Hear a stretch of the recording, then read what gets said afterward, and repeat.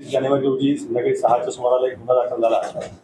त्याच्यामध्ये फिर्यादी होत्या फरजाना मोहम्मद फिरोज मंसुरी. त्याची तक्रार अशी होती की त्या बाजारामध्ये त्यांच्या 2 मुलींना घेऊन गेल्या होत्या आणि DCB बँकेसमोर रस्ता क्रॉस करत असताना जी छोटी मुलगी तिचं वय 3 वर्ष आणि धाकटी मुलगी तिचं वय 3 महिने यांना घेऊन परत येत असताना मोठी मुलगी रडायला लागली. त्यामुळं छोट्या दोन्ही मुलींना घेऊन रस्ता कसा क्रॉस करायचा तर एक बुरखाधारी महिला आली आणि त्याला म्हणाली की तुला मुझे भी रोड क्रॉस करना है, एक लड़के को मेरे पास दे दो, असं म्हणून तिने त्या मुलाला छोटी मुलगी जी होती 3 महिन्याची त्या मुलीला घेतलं. दोघीजणी डिवायडरपर्यंत बरोबर चालत आल्या आणि त्यानंतर जी अनोळखी महिला होती ती महिला जोरात रस्ता क्रॉस करून पलीकडे निघून गेली आणि रिक्षामध्ये बसून निघून गेली. त्यांनी शोधाशोध केली परंतु काही फायदा झाला नाही आणि त्यानंतर त्यांनी पोलीस स्टेशनला येऊन तक्रार केली.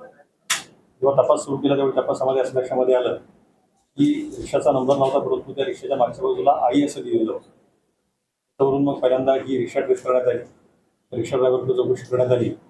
रिक्षा ड्रायव्हरने सांगितलं की एका महिलेला मी मुंब्रा रेल्वे स्टेशनला सोडलेलं आहे. त्याप्रमाणे मग पोलिसांनी मुंब्रा पोलिसांच्या 4 टीम टोटल तयार केल्या गेल्या. क्राईम ब्रँचच्या 2 टीम तयार केल्या गेल्या. या टीम्सनी मुंब्रा रेल्वे स्टेशनवरचं CCTV फुटेज पहिल्यांदा चेक करणं सुरू केलं. त्यातून असं लक्षामध्ये आलं की एक बुरखाधारी महिला काहीतरी घेऊन बदलापूरच्या दिशेला जाते.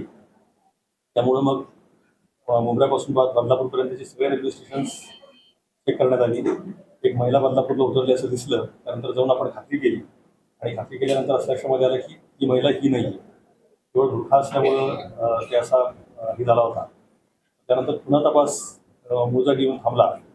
मग मुंब्रा रेल्वे स्टेशनमधल्या सगळ्या CCTVचं पुन्हा एकदा बारकाईने निरीक्षण केलं. त्यावेळी असं लक्षामध्ये आलं की प्लॅटफॉर्म नंबर 2वर एक महिला त्यामध्ये एक बाळाला घेऊन येते. त्या बाळाचा सॉक्स पायाच्या बाजूला दिसतोय.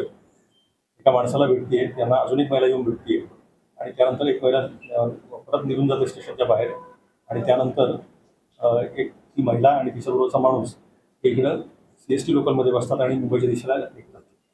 त्यानंतर मग मुंबईकडची आपण सगळी रेल्वे स्टेशन चेक केली.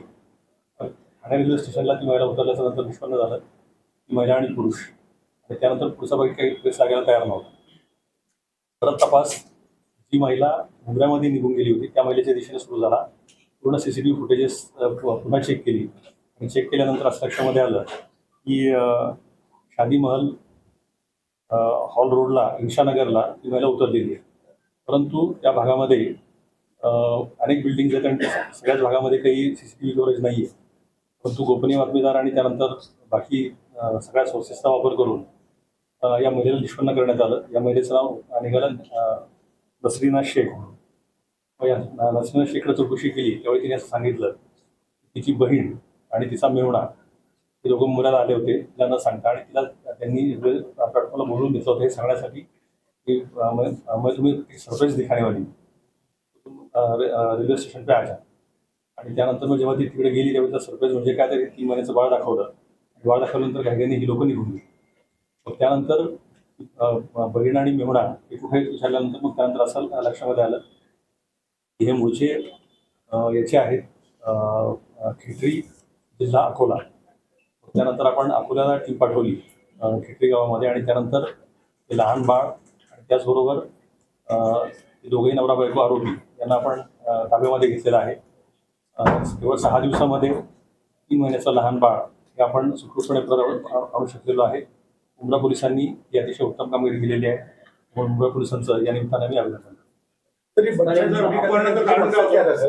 अपहरणाचं कारण असं होतं की लग्न होऊन जवळजवळ 8-9 वर्ष झाली परंतु मूल होत नव्हतं आणि यूट्यूबवर कुठेतरी तिला असं कळालं होतं. म्हणजे हिरुन्निसा आरोपी जे आहेत हिरुन्निसा मुजीब मोहम्मद हिरुन्निसाला असं कोणीतरी सांगितलं होतं आणि यूट्यूबवरून तिला असं केलं होतं की मुंब्रा भागामध्ये म्हणे नवजात अर्भकाशी सोडून दिली जातात किंवा रस्त्याकडे टाकली जातात तुला घेतली त्याच्यामध्ये नक्की महिला त्यांना वाटलं.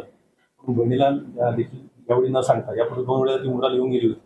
तिला असं काही सापडलं नव्हतं परंतु यावेळी तिला तो मिळाला आणि त्यानंतर त्या बालकाला तुम्ही उचललो. तर तुम्ही सांगितल्याप्रमाणे पहिले बदलापूरच्या दिशेने शोध मोहीम सुरू होती. त्यामुळे पाहिलं तर अनेक CCTV फुटेज तुम्हाला हाताळावी लागली होती. याकरिता नेमकं किती CCTV हाताळले होते यामध्ये किती नेमकं पोलिसांना पोस्टमॉर्टम तैनात केला होता? एकूण मुंब्रा पोलीस स्टेशनच्या 4 टीम होत्या.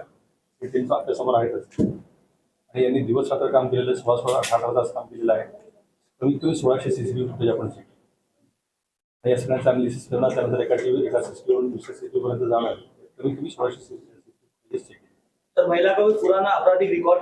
कुछ नहीं. सर कितने घंटे में क्या सॉल्व किया आप लोगों ने? इसको 6 दिन लग गए, लेकिन ये दोनों दिनों काफी कॉम्प्लिकेटेड ये था.